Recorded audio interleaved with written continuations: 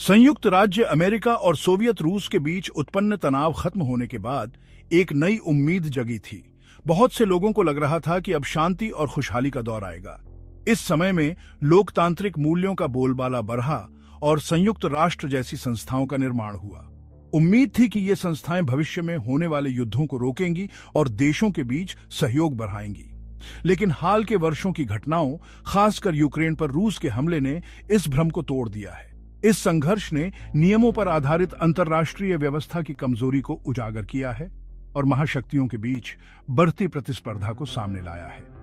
Ukraine में चल रहा युद्ध सिर्फ एक क्षेत्रीय संघर्ष नहीं है, यह वैश्विक व्यवस्था में फैली एक गहरी बीमारी का लक्षण है।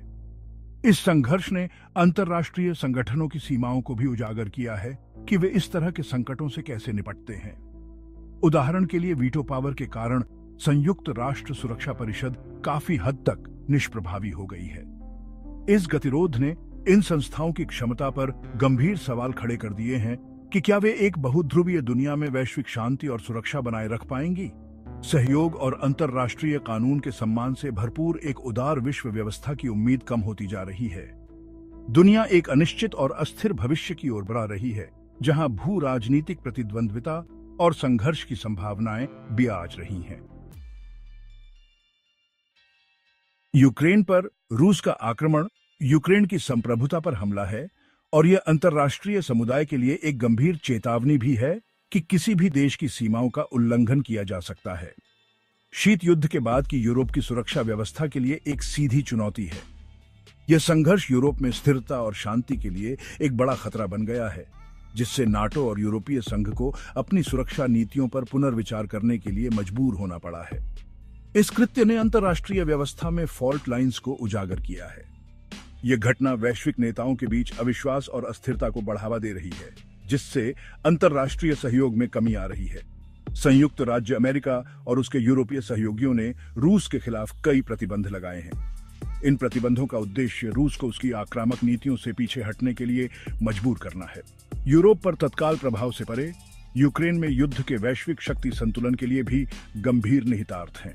यह संघर्ष ग्लोबल पावर बैलेंस को बदल रहा है, जिससे नए गठबंधन और प्रतिद्वंद्विताएं उभर रही हैं। रूस के कार्यों ने चीन जैसे अन्य सत्तावादी शासनों को मौजूदा व्यवस्था को चुनौती देने के लिए प्रोत्साहित किया है। चीन ने इस अवसर का उपयोग अपनी शक्ति और प्रभाव को बढ़ाने के लिए किया है, जिससे वैश्विक राजनीति में एक नया ध्रुवीकरण हो रहा है। इसने अधिक मुखर चीनी विदेश नीति को जन्म दिया है, खासकर भारत प्रशांत क्षेत्र में, जहां बीजिंग के क्षेत्रीय दावों और सैन्य गतिविधियों ने चिंताएं बढ़ा दी हैं। चीन की आक्रामक नीतियों ने इस क्षेत्र में तनाव को और बढ़ा दिया है, जिससे संभावित संघर्ष की आशंका बढ़ गई है। यूक्रेन में युद्ध ने वैश्विक सुरक्षा की परस्पर जुड़ी प्रकृति को रेखांकित किया है। यह दिखाता है कि कैसे एक क्षेत्रीय संघर्ष वैश्विक स्थिरता को प्रभावित कर सकता है। देशों को अब अपनी सुरक्षा नीतियों और अंतर्राष्ट्रीय सहयोग पर पुनर्विचार करना पड़ रहा है, ताकि वे इस नए और अस्थिर विश्व में अपनी स्थिति को मजबूत कर सकें। संयुक्त राज्य अमेरिका और चीन के बीच प्रतिद्वंद्विता शायद 21वीं सदी की सबसे बड़ी लड़ाई है। यह प्रतिद्वंद्विता न केवल दोनों देशों के लिए बल्कि पूरी दुनिया के लिए दिशा तय करने वाली है। यह प्रतियोगिता बहुआयामी है, जिसमें आर्थिक, तकनीकी, सैन्य और वैचारिक आयाम शामिल हैं।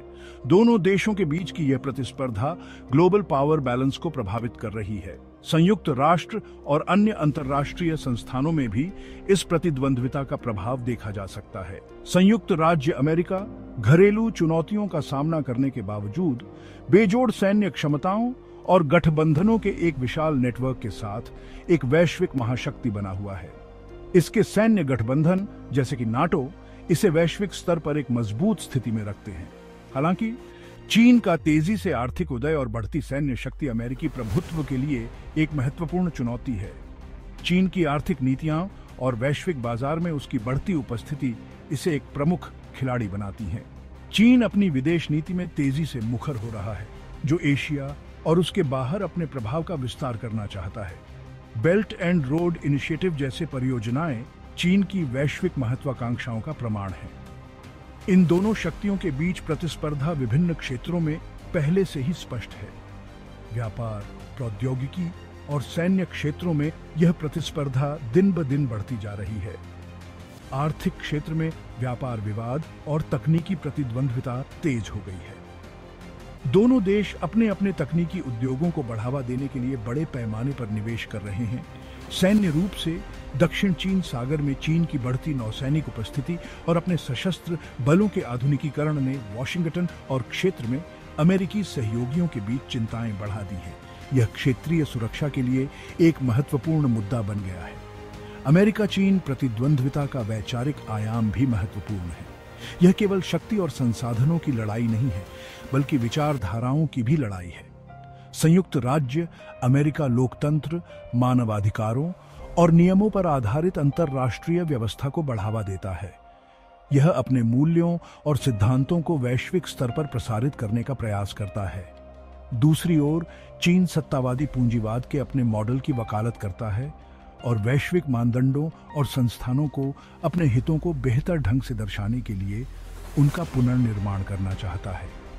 चीन का दृष्टिकोण वैश्विक राजनीति में एक नया दृष्टिकोण प्रस्तुत करता है। मूल्यों का यह टकराव आने वाले वर्षों में तेज होने की संभावना है, जिससे वैश्विक चुनौतियों पर आम सहमति बनाना और भी मुश्किल हो जाएगा। यह संघर्ष न केवल दोनों देशों के लिए बल्कि पूरी दुनिया के लिए महत्वपूर्ण परिणाम ला सकता है। बदलते जियोपॉलिटिकल परिदृश्य के जवाब में दुनिया की प्रमुख शक्तियां अपने रणनीतिक दृष्टिकोण को स्पष्ट करने के लिए लगातार प्रयासरत हैं। प्रमुख शक्तियां प्रमुख नीति दस्तावेजों के माध्यम से अपने रणनीतिक दृष्टिकोण को स्पष्ट करती रही हैं। ये दस्तावेज न केवल उनके वर्तमान दृष्टिकोण को दर्शाते हैं, बल्कि भविष्य की योजनाओं और प्राथमिकताओं को भी उजागर करते हैं। इन दस्तावेजों से हम यह समझ सकते हैं कि विभिन्न देश अपने राष्ट्रीय हितों की रक्षा और वैश्विक मंच पर अपनी स्थिति को मजबूत करने के लिए किस प्रकार की रणनीतियां अपना रहे हैं। यूरोपीय संघ अपने स्ट्रेटेजिक कंपास दस्तावेज में यूरोपीय सुरक्षा के लिए बढ़ते खतरों और अधिक से अधिक रणनीतिक स्वायत्तता की आवश्यकता को पहचानता है। दस्तावेज यूरोपीय रक्षा क्षमताओं को मजबूत करने और समान विचारधारा वाले भागीदारों के साथ सहयोग को गहरा करने के महत्व पर जोर देता है। यूरोपीय संघ का यह दृष्टिकोण न केवल सुरक्षा के क्षेत्र में बल्कि आर्थिक और राजनीतिक स्थिरता के लिए भी महत्वपूर्ण है। हाइब्रिड थ्रेट्स के खिलाफ लचीलापन बढ़ाने के लिए यूरोपीय संघ ने साइबर सुरक्षा और महत्वपूर्ण बुनियादी ढांचे की सुरक्षा पर विशेष ध्यान दिया है। अमेरिका ने स्ट्रेटेजिक अलायंसेस, इमर्जिंग टेक्नोलॉजीज में निवेश करने और लोकतंत्र और मानवाधिकारों को बढ़ावा देने के महत्व पर जोर देता है, जिसमें आर्टिफिशियल इंटेलिजेंस, रोबोटिक्स और साइबर सुरक्षा जैसे महत्वपूर्ण क्षेत्र हैं। चीन और रूस ने अपने संयुक्त बयान में बिना किसी सीमा के साझेदारी की घोषणा की और अंतर्राष्ट्रीय व्यवस्था में पश्चिम द्वारा अपने आधिपत्य को बनाए रखने के प्रयासों की निंदा की। यह बयान एक बहुध्रुवीय विश्व व्यवस्था के उनके साझा दृष्टिकोण और अमेरिका के नेतृत्व वाले उदारवादी व्यवस्था को चुनौती देने के उनके दृढ़ संकल्प को दर्शाता है। यह जटिलता न केवल भू राजनीतिक दृष्टिकोण से बल्कि आर्थिक और सामाजिक दृष्टिकोण से भी महत्वपूर्ण है। वे देशों, विशेष रूप से भारत जैसे देशों के लिए इस विकसित हो रहे स्थितियों को सावधानी पूर्वक नेविगेट करने और तेजी से बदलती दुनिया में अपने हितों को आगे बढ़ाने के लिए रणनीतिक स्वायत्तता बनाए रखने की आवश्यकता है। यह दृष्टिकोण न केवल भारत के लिए बल्कि अन्य उभरती शक्तियों के लिए भी महत्वपूर्ण है। भारत डिजिटल टेक्नोलॉजी में खुद को लीडर बना रहा है। 6G रिसर्च में निवेश और ग्रामीण इलाकों में ब्रॉडबैंड पहुंचाने के भारतनेट प्रोग्राम से ये साबित होता है।